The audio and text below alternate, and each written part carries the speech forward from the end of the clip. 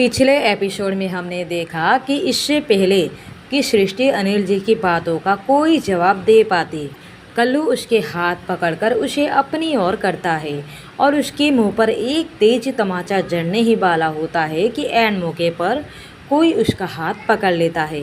अब आगे सृष्टि ने तो मारे डर के अपनी आंखें ही बंद कर ली थी, पर जब उसे कुछ महसूस नहीं हुआ तो वो अपनी आंखें खोल सामने देखती है कि ये तो उसका होने वाला दूल्हा रोहन है, जिससे आज सृष्टि की शादी होने वाली थी। उसने कल्लू के हाथ को पकड़ा हुआ मारे गुस्से के दांत पिसता हुआ बोलता है, खबरदार जो मेरी बीवी को छूने की कोशिश की तो बहुत बर्दाश्त कर लिया तुम सबको, अब चले जाओ यहाँ से, नहीं तो सीधा जेल जाना पड़ेगा।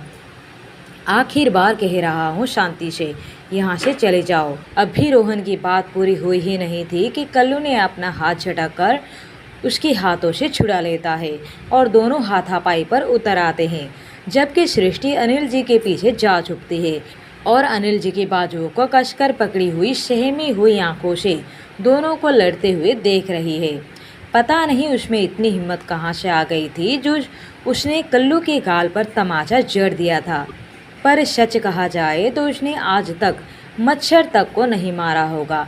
इधर मुन्ना जो कि रुद्रा का आदमी था, भाई मैं तो बोलता हूँ जल्दी से इस बूढ़े को ही ख़त्म करो, ये बूढ़ा जीते जी हमारी बात कभी नहीं मानेगा, पुलिस कभी भी आती होगी, हमें जल्द से जल्द यहाँ से निकलना चाहिए। जब रुद्रा ने मुन्ना की बातों का कोई जवाब नहीं दिया तो मुन्ना ने पीछे मुड़कर देखा तो रुद्रा उसकी बातें सुन ही नहीं रहा था। मुन्ना ने भाई की नज़रों का पीछा किया और मुस्कुरा दिया, क्योंकि भाई तो अनिल जी के पीछे खड़ी डरी सहमी सृष्टि को एक टक से देख रहा था। रुद्रा ने एक बार भी अपनी नज़र यहाँ वहाँ नहीं किया, वो बस अनिल जी के पीछे खड़ी सृष्टि की आंखों में देख रहा था।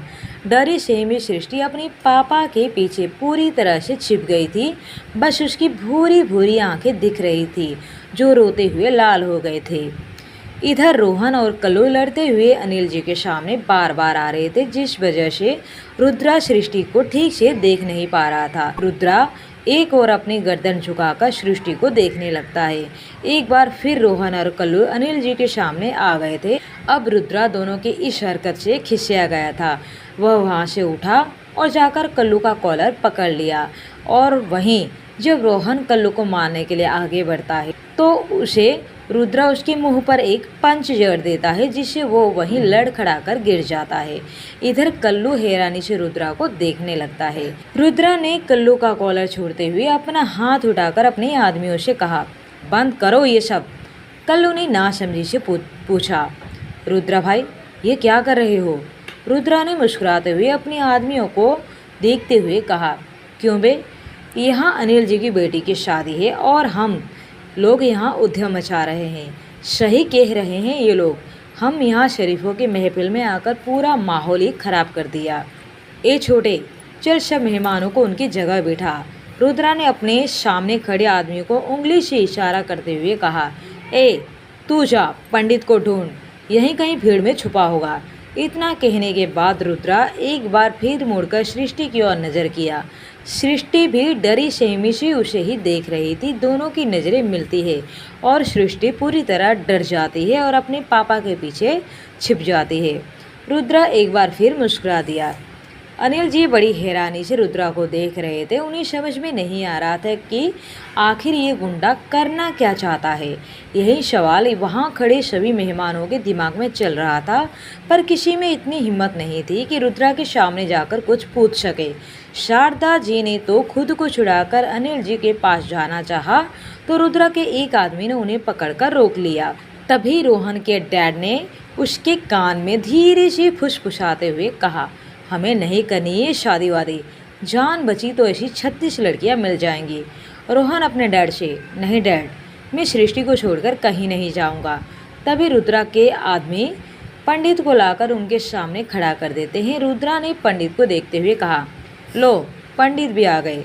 ए पंडित, चल शादी का विधि शुरू कर।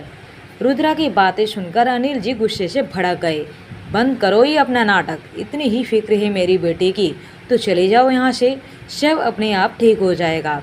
रुद्रा उनकी बात सुनकर मुस्कुराया और उनके पास आते हुए सृष्टि की ओर देखते हुए कहा, चिंता ही तो है आपकी बेटी की, तभी तो यहाँ पर इतनी शांति है। जब शारदा जी ने रुद्रा की बातें सुनी तो उन्हें कुछ अजीब सा लगा। उन्होंने एक नज़र अपनी बेटी सृष्टि पर किया, फिर रुद्रा को। रुद्रा की नज़र सृष्टि पर देख शारदा जी ने पूरे जोश के साथ रुद्रा के आदमी को धक्का देते हुए सृष्टि की तरफ भागी।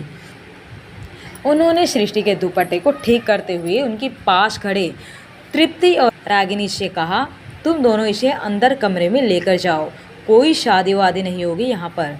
सृष्टि अपनी माँ की बातें सुनकर घबराते हुए कहा, मम्मी। जिस पर शारदा जी ने लगभग चिल्लाते हुए कहा, सृष्टि चुपचाप अंदर जाओ। सृष्टि ने अब कोई बहस नहीं किया, वह जाने को हुई कि फिर से गोली चलने की आवाज़ सुनाई दी। कल्लू ने अनिल जी के सिर पर फिर से गन रखकर कहा, कोई कहीं नहीं जाएगा, सब अपनी अपनी जगह खड़े रहो। अब रुद्रा ने अपने हाथ सृष्टि की ओर किया, उसे पास बुलाते हुए कहा, ए यहाँ आओ। ये सुन शारदा जी की आंखें बड़ी बड़ी हो जाती है। बे सृष्टि के आगे खड़ी होती हुई, क्यों, वो क्यों आए? हमने तुम्हारा क्या बिगाड़ा है? भगवान के लिए हमें छोड़ दो, चले जाओ यहाँ से। मैं तुमसे वादा करती हूँ कि मेरे पति तुम्हारे खिलाफ कोई गवाही नहीं देंगे, प्लीज़ यहाँ से चले जाओ। उनकी बातें सुन रोहन सिचुएशन को समझते हुए शारदा जी के हाँ में हाँ मिलाते हुए कहा, हाँ, अब पापा कोई गवाही नहीं देंगे। इनफैक्ट अब यहाँ पर जो कुछ भी हुआ उसके बारे में भी हम किसी से कुछ नहीं कहेंगे, बस तुम लोग यहाँ से चले जाओ।